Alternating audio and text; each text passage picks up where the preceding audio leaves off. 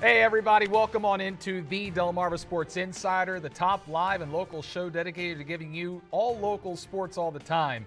I'm Sports Director Brandon Bosser. And what is up? It is yours truly, sports anchor Devin J. Martin. Your award-winning sports crew has arrived. We've got a lot to get into tonight. That's right. As always, things heating up on the hardwood this week. And you know what? It's fitting because it is hot out there. It sure is. Perfect time for the Delaware State Fair, too. It absolutely is. And we got a lot to dish on how teams are preparing for the gridiron. But before we go to the field, as Brandon says, there's too much stuff that's been happening with basketball to ignore. It's time to talk some hoops. That's right. That's one thing about this area. It's all hoops all the time. We start tonight off with a great game from Delaware last night. I think Laurel is going to be a big problem for a lot of teams this year. I agree. Yesterday, the Bulldogs taking on Colonel in our game of the week. Colonel's off to a healthy start. Three-pointer from Nate Howard is good. Here's Kylie's Wilson with the rock, driving in through three defenders, gets that one to fall. Nice finish for him.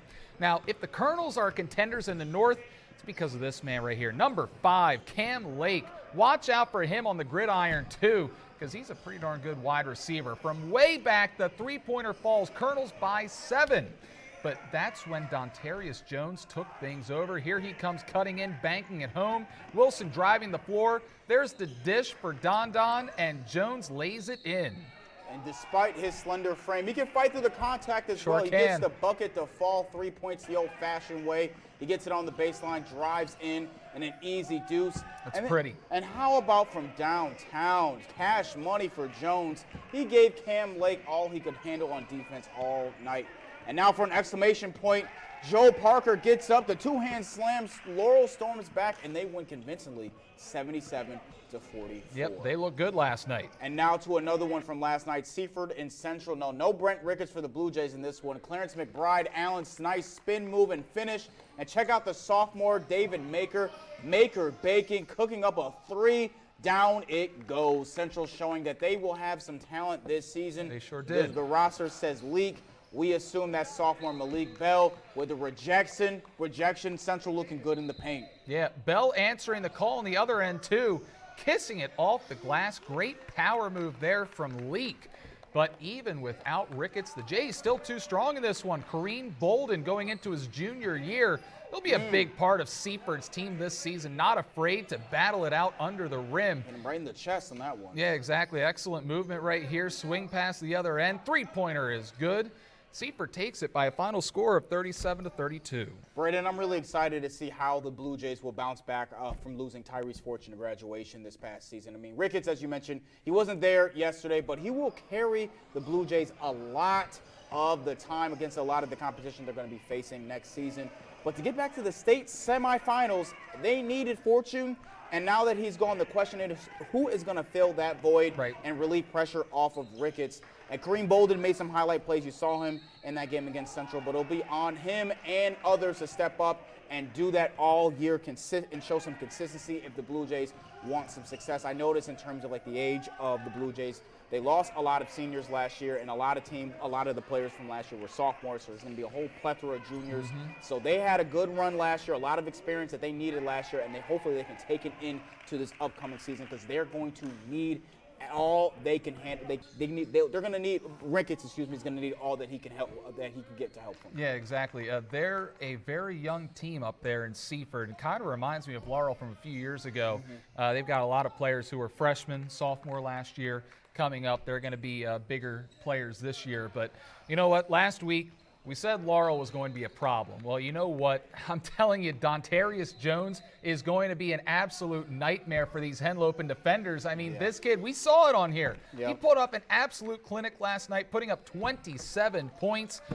Motor is relentless on this kid, too. Grabbing offensive boards, finishing near the rim, can shoot from the perimeter we saw. The kid's got a great touch on the basketball, great frame as well. Even though he's a little bit slender, that'll work in high school. But you know what? He and Cam Lake seem to have a good rivalry going on, and Dontarius did not back down whatsoever in this one. That's great to see out of a player like him, showing leadership on the floor as well. So you know what? Going into his senior year, I think if they can get Corey Mumford back, Corey Mumford played for Cross Christian last year.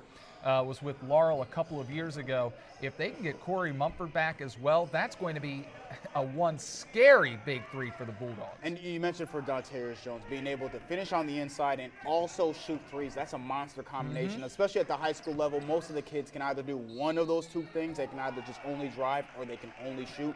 But for a player that can do both, that's practically unstoppable. Yeah, exactly. And also in high school, the motor is a big thing as well. And Dontarius, he's got one as good as anyone else around. So you know what?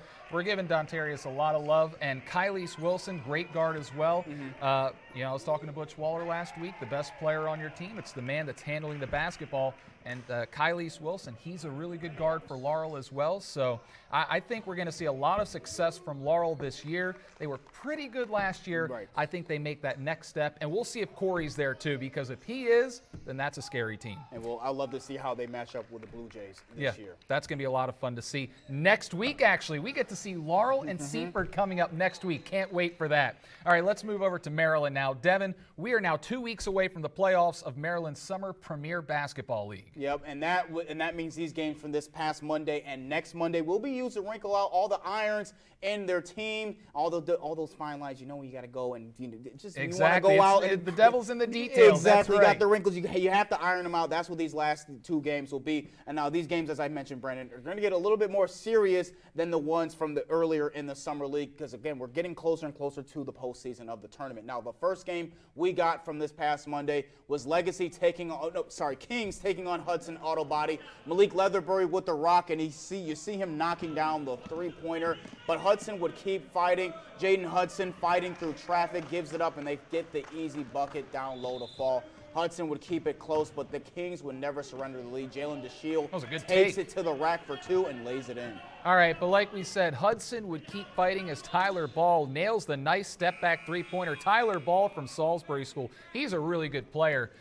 Here we go. Kick it up in the second half for Jalen DeShield. He has the top of the key, knocks it down, and that was a fadeaway jumper. Nice shot there. The Kings came out hot, and they never looked back in this one as they down Hudson. Final score 45-38. Kings impressive in this win, doing it without one of their best players, Antoine Wilson. Now staying on the court, Legacy was taking on Aarons. DeHaven Collins gets the shot to fall for Legacy. They're out in front early over Aarons, but Aarons wasn't done yet. Now they're going to miss the J here, but they get on the glass and put back the shot and get the foul and get the extra point. Three-pointers the old-fashioned way. Now Keandre Nixon's going to cash a check on this one.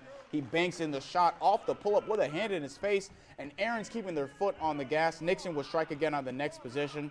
Brittingham gets the board and kicks it out to Nixon on the perimeter, and he drains it from way downtown. Hey, he's clutch. He knocks it down with a hand in his face. Legacy, though, not dead yet. Bryant Waters gets the steals. He passes ahead to Isaac Roberts in the corner, and Roberts does what he does best. He's got the prettiest shot in the base side. Absolutely, and it's right from the mid-range. That's his sweet spot right there. Legacy and Aarons were tied up. And then Roberts, again, if it isn't broke, don't fix it.